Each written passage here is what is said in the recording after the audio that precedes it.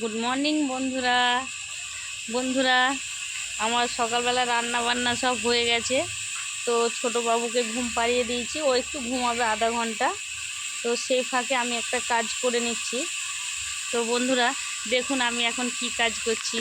এই দেখুন, এই যে টুকরিতে মাটি ভরেছি, এই একটা টুকরি, এর মধ্যে আমি মাটি ভরছি, মাটি ভরে আর এর মধ্যে আমি একটা বীজ রোপণ করছি।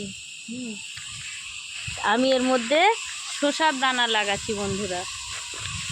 আপনারা তো দেখেছেন আমার লাউ গাছে কত লাউ ফলেছে, আপনাদেরকে তো দেখিয়েছি।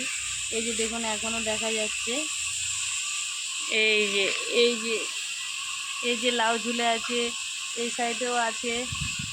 তো বন্ধুরা আমি এই যে বাড়িতে বসে থাকি সারাদিন, এই টুকিটাকি একটু গাছপালা পরিচর্যা করতে আমি পছন্দ করি। তো সেই জন্যে এখন আমি শসার দানা লাগাচ্ছি। এই দেখুন বন্ধুরা, এটা হলো শসা দানা। এই দানাটা আমি বাজার থেকে কিনে নিয়ে এসেছি। আর এখন আমি এই মাটিতে যদি দিই তো বর্ষার সময় আমাদের এখানে জল উঠে যায়, সেই জন্য আমি এই ঝুড়ির মধ্যে দিচ্ছি, যাতে বর্ষা পড়লেও আমি ঝুড়িটাকে তুলে অন্য কোনো একটা উঁচু জায়গায় রাখতে পারি। সেই জন্য আমি এই ঝুড়ির মধ্যে এই দানাগুলোকে দিচ্ছি। টাটা।